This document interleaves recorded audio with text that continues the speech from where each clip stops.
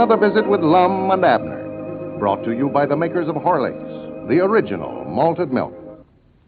Now, there are probably some of you who haven't yet sent in for one of those handy little pocket-sized flashlights that Lum and Abner are sending out. You'd better do that right away, folks. You certainly don't want to pass up this opportunity to get a fine, useful flashlight with the compliments of your old friends, Lum and Abner. All you have to do, to get one of these flashlights, complete with bulb and battery, is to send in the wrapper from a package of Horlicks malted milk powder. Maybe from any size package, either natural or chocolate flavor, but it must be from a package of Horlicks malted milk powder. I mean by that wrappers from Horlicks tablets are not eligible. Write your name and address on the back of the wrapper, and then send it enclosing 10 cents, which is only to cover the cost of packing and mailing, to Lum and Abner, care of the station to which you are listening. You got that?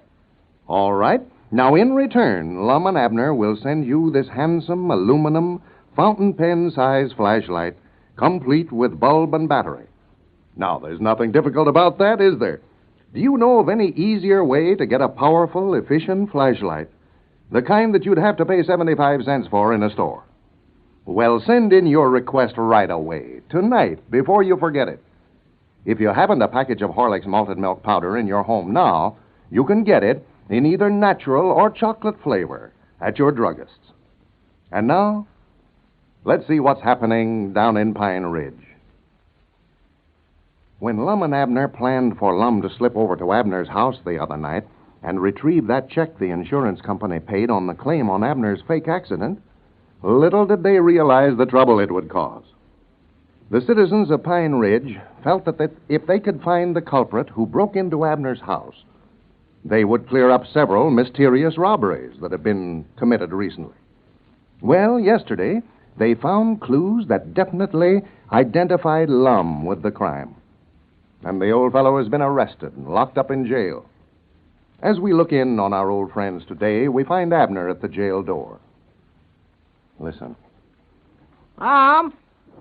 Hey, Lum. Lum. Hey, Lum. Who is Lum. it? Who is it? Hey, it's me, Abner. Are you asleep? No, I'm just sitting here studying. Well, I just come over to tell you how sorrowful I am about this whole thing, Lum. Oh, that's all right, Abner. I ain't blaming you none over it.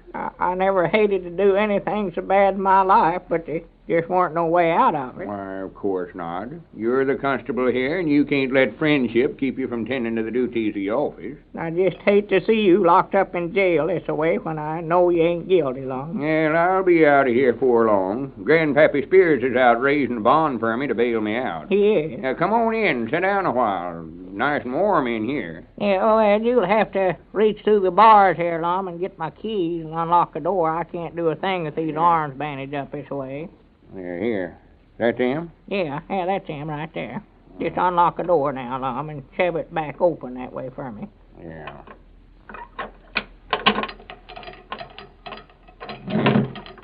If I'd have noticed that easy, I'd have slipped out of here. Yeah, well, Come you on couldn't in. have got out without the key. No, that's right. Oh. Well, here, better take them keys back. I don't want Yeah, nobody to yeah, find no. them in my Oh, pocket. well, you ain't gonna run off. Hey, come on back and sit here by the stove. Yeah. Is that a whopper? Yeah, that's all Ain't right. big as a bucket, is Yeah, it? that's a good thing you got it. These concrete floors are awful damp in this time of year. Well, Abner, I'm proud you come over. I've been sort of in the door.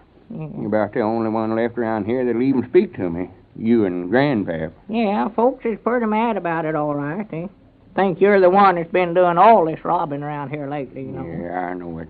There's been a dozen of them come by here, stand there at the door and call me a thief and robber and everything else. Here, sit down. Yeah, thank you. Folks all I thought was my friends and just turned right square backwards again me. Yeah, Law, they're the ones that insisted on me throwing you in jail. Such fellers as Ezra C. Strunk and Caleb Weehart and Mose Moots and the whole bunch. Yeah, that hurts me worse than anything else. Why, sure. Even Dick Huddleston come by this morning and told me how disappointed he was in me. So I know he must think I'm guilty, too. Yeah, well, naturally, they had the proof right on you, Lum. They found that piece of cloth hanging on the barbed wire fence over there, and it matched up with that place that was tore out of your pants, so There weren't no doubt in their minds but what you done it. Well, it just goes to show that folks is all as ready and willing to believe the worst about anybody, Yeah. even their best friends. Yeah, they are. Just human nature, I reckon. When a feller gets down this way, instead of trying to help him up, why, everybody wants to shove him just a little further down if they can. Well, Lum, I wish you'd let me just go ahead and tell Elizabeth and everybody else how this whole thing happened. No, now, Abner. That's nice of you to offer to do that, but I just won't stand for it. Well, it'd straighten this whole thing out, Lum, get you out of this mess. Get me out of trouble, all right, but I'm just afeard it'd cause a lot of trouble twixt you and Elizabeth. If she found out now there weren't nothing to that accident, that you just been making out like you'd hurt, no telling what she would do. No. Might break up your home over there. You can't never tell. Yeah, but maybe we could just tell her, Lum, at the reason that you broke into the house the other night was just to get that check that the insurance company gave me before she could cash it. Well, the trouble is, Abner, you can't tell her part of it without telling her the whole story. No. And if you just stop and think back, we've told so many stories to Elizabeth, she'd lose all the faith she ever had in you if she found out the truth now. Yeah, well, I don't know what to do. I hate to see you sitting down here in jail, having everybody down on you over something that ain't your fault. Special when you just done it to help me out. I just don't feel right about it. Oh, well, now, don't worry about me. I just feel like I'm the one that ought to be in jail instead of you. No, now, there ain't no use of standing chances of breaking up your home over there. Don't matter none about me. I ain't got no family that this'll reflect on. Nobody that cares for as that goes. I'll be out of here quick as Grandpap gets back with that barn anyway. Well, you just got to get out, Lum. The mail is stacking up down there at the office. I never seen the like of it. Well, fine. They're still writing in for the flashlight, huh? Oh, Lord, Aimed it's to a ask you warning, about that. yeah. Well, that's good. Enough of our friends sends in for them flashlights, we can at least get the store restocked and opened up again. Give us a sort of a chance to start all over again. Yeah, well, I've had Cedric down there helping me all day, opening up letters for me while I count the votes and see which one of us they want for president of the Jot 'em Down store when we get it opened up. How's the votes running? Well, I don't like to tell you nothing that'll make you feel any worse, Lum. It just looks like you've had enough trouble. Well, it ain't your fault, Abner. If folks want you to be president, you can't help it. Ain't I running no better than I have been? Well, we ain't got all the mail open up yet, Lum. We ain't went through more than half of it, what come in today. Yeah. Well, how many have I got so far? You mean out of them we got today? Yeah, how many votes have I got? Well, you ain't got none yet, Lum. They've all been for me. But now, I wouldn't feel bad about it now, for maybe you've got some votes in them that we ain't opened up yet. No, I don't reckon I have, Abner. I can see already I ain't as popular as I thought I was. Well, of course, I want to get all the votes I can, Lum, but I don't want you to feel hard at me over it. Why, no, of course not, Abner. I ain't blaming nobody but myself. That letter we got the other day where that woman from Lincoln, Nebraska had wrote in and said I was a big blowhard and had always run over you and she hoped I never got a single vote. Yeah, well, now, I wouldn't pay no attention to such talk as that. Well, I don't know, Abner. It got me to studying. I had a lot of time last night and all morning. I think she's about right about Oh, it. no. I ain't been as thoughty as I ought to been. Why, you have? Had way yonder too good an opinion myself, I reckon. Thought the minute we started that contest, everybody'd write in and say they wanted me for president, but see now about where I stand, I reckon. And I don't feel bad. Sort of hard on a feller after being president or something for so long and then have to step down now. It ain't like if I weren't used to holding high offices that way. No. I've always took such a pride in all the offices I have. Why, natural. Justice of the peace and president of the school board. I've held that office for years. Oh, yeah, no, you've been president of the school board ever since I can recollect. Well, good people of this district honored me with that office, and I've tried my best to make them a good president. You did it.